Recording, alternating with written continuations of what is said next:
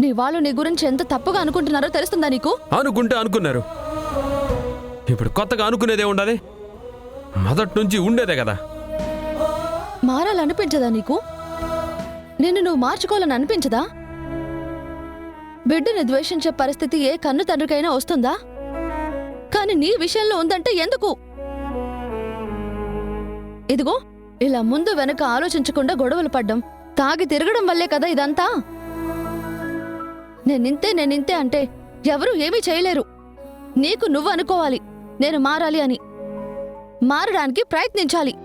అంతేకాని నేనింతే అని మూర్ఖంగా బ్రతుకుతానంటే ఎవరూ ఏమీ చేయలేరు. ఇప్పుడేం చేయమంటావు నన్ను? ఏం చేయమంటావు? ఇంటి మీదకొస్తే వాళ్ళనేం అనకుండా చేతులు కట్టుకొని చూస్తూ ఉండాలనా? వాళ్ళ ఇష్టానికి వాళ్ళు మాట్లాడుతూ ఉంటే చెవులు మూసుకోవాలనా నేను? మా నాయన మీద చేయెత్తుతా ఉంటే చూస్తూ ఊరుకోవాలనా? ఏం చెప్తా ఉండవు పాప నువ్వు? నీ ఆవేశం రోడ్డు మీదే కంట్రోల్ చేసుకుని ఉంటే వాళ్ళ ఇంటి వరకు వచ్చే పరిస్థితి వచ్చేదే కాదు. నీ ఆవేశం వాళ్ళని రెచ్చగొట్టకుండా ఉంటే వాళ్ళు మీ నాన్న మీద చేయెత్తే పరిస్థితి వచ్చేదే కాదు. అక్కడైనా ఇక్కడైనా ఎక్కడైనా సరే నిన్ను చెడగొడుతున్నది, నీకు చెడ్డ పేరు తీసుకొస్తున్నది నీ కోపమే. అది నువ్వు అర్థం చేసుకుంటే చాలు. నాకు తెలుసు పాప, కానీ ఏం చేస్తున్నావు? అదేమన్నా జేబులో దుడ్డ భద్రంగా దాచిపెట్టుకోవడానికి? ఎదుటోడు మాట అన్నాడంటే తన్నుకొని బయటకు వచ్చేస్తుంది. నీకొక్కడికైనా కోపం? ప్రపంచంలో ఎవ్వరికీ లేదా? మరి వాళ్ళందరికీ కాని గొడవలు నీకెందుకు అవుతున్నాయి? వాళ్ళందరూ పడని మాటలు నువ్వెందుకు పడుతున్నావు? వాళ్ళందరూ వాళ్ళ అమ్మ నాన్నలతో బానే ఉన్నారుగా, వాళ్ళ నాన్నలు వాళ్ళని ప్రేమగా చూస్తున్నారుగా.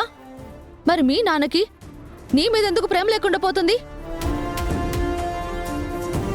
కోపాన్ని అణుచుకోమంటే అర్థం వదులుకోమని కాదు, ఎక్కడ తగ్గాలో అక్కడ తగ్గమని, వాడాల్సిన పరిస్థితి వచ్చేంత వరకు దాచుకోమని. సరే, ఇప్పుడు నన్ను ఏం చేయమంటావు? ఎందుకు నువ్వు కూడా వచ్చి క్లాస్ బిగుతా ఉండవు? నీకు చెప్పాల్సిన అవసరం నాకు లేదు. నువ్వెట్టా పోతే నాకెందుకులే అనుకుంటే ఇందాక గొడవలో అడ్డుపడేదాన్నే కాదు.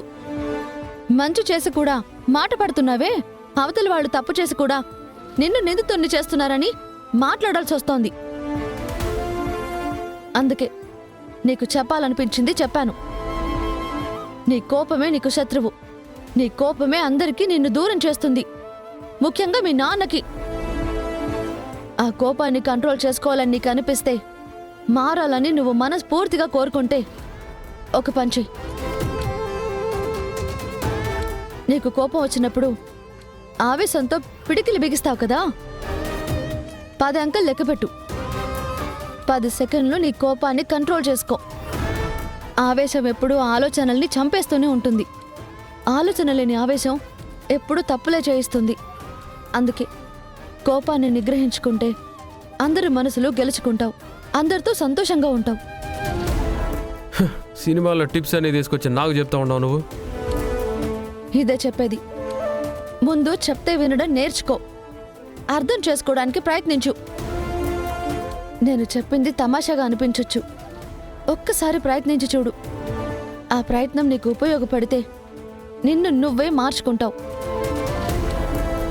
ఈసారి అలాంటి సందర్భం వస్తే 10 అంకెలు లెక్కపెట్టు చాలు.